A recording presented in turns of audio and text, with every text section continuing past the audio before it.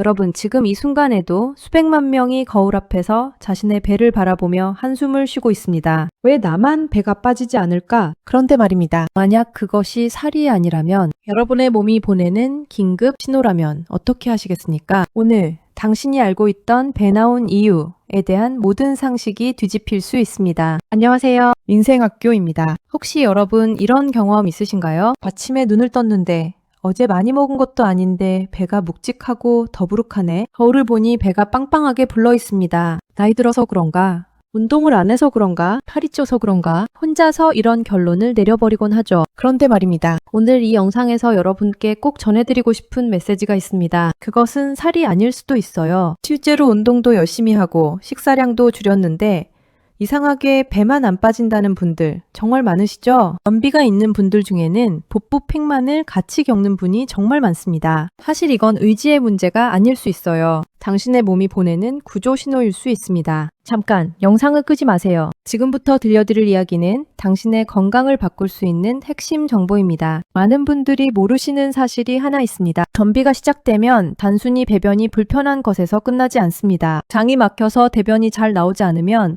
최근에 소화된 음식물이 평소보다 더 오래 위에 머물러 있게 되고 늘어난 대변의 양으로 인해 복부 팽만감을 유발할 수 있습니다. 그런데 여기서 더 심각한 문제가 시작됩니다. 장 안에 노폐물과 독소가 오래 머무르게 되면서 이 독소들이 몸속에 만성염증을 만들기 시작합니다. 그럼 우리 몸은 어떻게 반응할까요? 비만 상태에서는 지방 조직에서 염증성 사이토카인이 다량 분비되고 이 물질들이 혈액 뇌 장벽을 통과해 뇌로 이동하면서 신경염증을 유발합니다. 몸은 이 염증을 막기 위해 가장 안전한 곳, 바로 복부에 지방을 저장하려고 합니다. 이것은 살이 아니라 몸의 방어 반응입니다. 정리해 보겠습니다. 즉, 변비, 독소 축적, 만성염증, 복부 지방 증가, 이 악순환의 흐름이 만들어지는 거죠. 잠깐만요. 여기서 중요한 질문이 하나 더 있습니다. 그럼 왜 유독 아침에 배가 더 불편할까요? 많은 분들이 이 부분을 궁금해 하십니다. 이제 그 답을 알려드리겠습니다. 사람의 장은 밤 사이에도 조용히 움직입니다. 이것을 장연동 운동이라고 하는데요.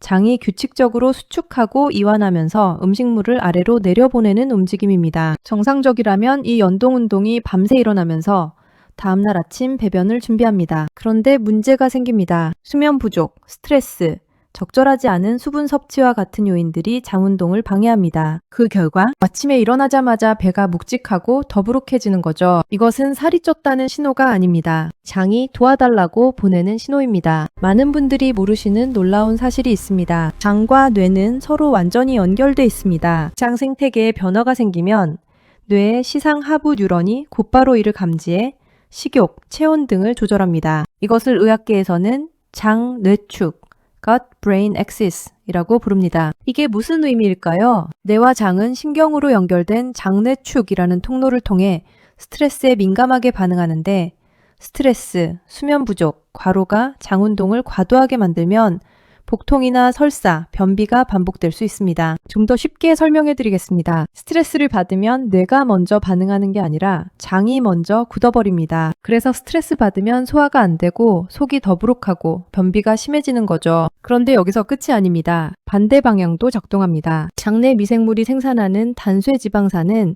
장 점막을 보호하고 염증을 억제하며 미주신경을 통해 뇌로 신호를 전달해 감정 조절과 행동에 영향을 미칩니다. 장이 불편해지면 기분이 가라앉고 불안해지고 잠도 제대로 못 자게 됩니다. 이것은 악순환입니다. 스트레스, 장 기능 저하, 복부 팽만, 기분 저하, 더 많은 스트레스. 최근 일부 정신건강의학 연구자들은 주요 우울증을 장내 미생물총 불균형과 스트레스가 염증 반응을 일으키고 뇌에 영향을 미친다는 가설로 설명하기도 합니다. 그래서 마음이 편해야 장이 편하다는 말, 단순한 속담이 아니라 과학적으로도 정확한 말입니다. 잠깐, 이쯤에서 여러분은 이런 생각이 드실 겁니다. 그럼 난 뭘 어떻게 해야 하지? 이 얘기 들어가기 전에 먼저 본인 유형부터 간단히 짚고 갈게요. 장 문제는 보통 세 가지로 나뉩니다. 첫째, 설사형. 식사하고 나면 바로 신호가 오고 배가 자주 아프고 급하게 화장실을 찾는 분들. 둘째, 변비형. 화장실은 가는데 개운하지 않고 배가 늘 더부룩하고 묵직한 느낌이 드는 분들. 그리고 셋째, 왔다 갔다 하는 유형, 스트레스 받거나 잠 못 자면 설사, 조금만 조심하면 또 변비로 바뀌는 분들입니다. 이 세 가지를 구분 못하면 오늘 말씀드릴 관리가 오히려 반대로 작용할 수 있어요. 걱정하지 마세요. 지금부터 실질적인 해결책을 알려드리겠습니다. 해결책을 말씀드리기 전에 먼저 복부팽만을 일으키는 다양한 원인들을 정확히 알아야 합니다. 왜냐하면 원인에 따라 접근 방법이 다르기 때문입니다. 첫 번째, 소장 내 세균 과증식. 소장 내 세균들이 다소 증식하게 되면 장내가스가 다량 생성되게 되고 이로 인해 소장이 팽창할 수 있어 증상을 유발할 수 있습니다. 두 번째, 음식 불내성. 유당 불내성이나 특정 탄수화물 불내성이 있는 경우에도 복부팽만이 발생할 수 있습니다. 예를 들어 우유를 마시고 나서 배가 아프거나 설사를 하는 분들이 여기에 해당됩니다. 세 번째, 과민성 대장증후군. 과민성 장증후군은 특별한 기질적 원인 없이 복통, 복부팽만, 설사나 변비 등의 증상이 반복되는 만성적인 장 질환입니다. 네 번째,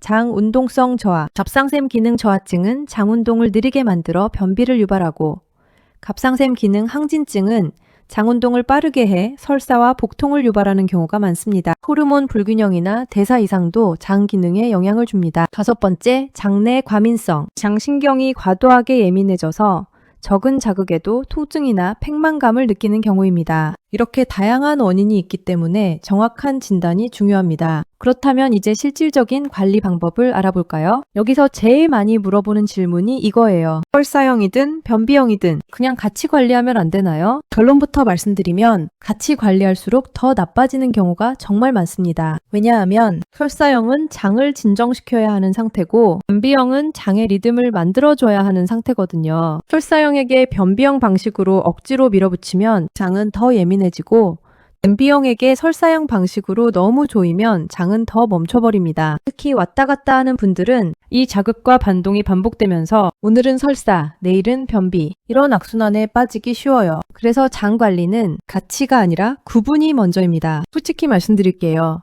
오늘 하루 만에 장이 좋아지는 마법 같은 방법은 없습니다. 그래서 오늘은 복잡한 얘기 말고 유형별로 딱 한 가지만 말씀드릴게요. 먼저 설사형. 아침 공복에 커피나 차가운 음료부터 들어가는지 꼭 한번 점검해 보세요. 이게 장을 하루 종일 흥분시키는 경우가 많습니다. 변비형은요, 먹는 것보다 언제까지 먹느냐가 더 중요합니다. 저녁 늦은 식사가 반복되면 장 리듬이 계속 밀려요. 그리고 왔다 갔다 하는 분들, 약이나 음식 바꾸기 전에 딱 3일만 잠을 몇 시간 잤는지, 스트레스가 어땠는지 이 두 가지만 적어보세요. 이걸로도 내 장이 언제 흔들리는지 힌트가 보이기 시작합니다. 추가로 불편한 장을 위해 지금 당장 멈춰야 할 것과 지금부터 시작해야 할 방향은 분명히 있습니다. 첫째, 배가 더부룩하다고 무작정 굶거나 운동만 늘리는 건 도움이 되지 않습니다. 오히려 장 기능을 더 떨어뜨릴 수 있습니다. 천천히 씹어 먹고 규칙적인 식사 시간을 지키는 것이 훨씬 중요합니다. 둘째,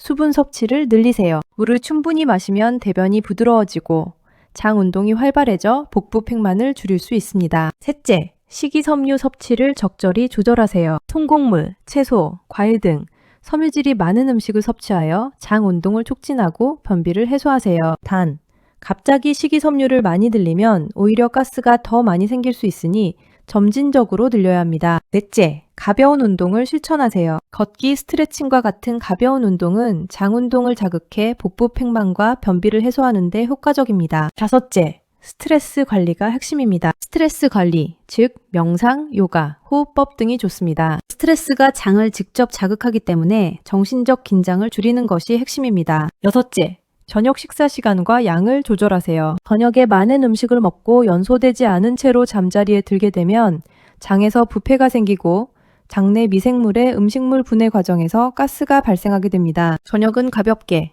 그리고 잠들기 최소 3시간 전에는 식사를 마치는 것이 좋습니다. 마지막으로 충분한 수면을 취하세요. 충분한 수면, 스트레스 관리, 적절한 수분 섭취와 가벼운 운동도 복부 팽만감을 줄이는 데 도움이 됩니다. 여기까지 들으셨다면 이제 이런 생각이 드실 겁니다. 이게 다 맞는 말인데 어디서부터 시작하지? 괜찮습니다. 한 번에 다 하려고 하지 마세요. 오늘은 내 몸이 보내는 신호를 알아차리는 날이면 충분합니다. 아침에 배가 더부룩하다면 그건 살이 아니라 장 리듬이 깨졌다는 신호일 수 있다는 것. 스트레스를 받는 날일수록 장은 더 느려진다는 것. 이 두 가지만 기억하셔도 됩니다. 그리고 중요한 당부 하나 드리겠습니다. 만약 이런 증상이 있다면 반드시 병원을 방문하세요. 체중이 의도하지 않게 감소하는 경우, 복부 팽만과 함께 심한 복통이 지속되는 경우, 대장 내시경을 한 적이 없는 50세 이상의 성인, 혈변이나 흑색변 등 위장관 출혈 동반, 수면 중 깰 정도의 심한 통증,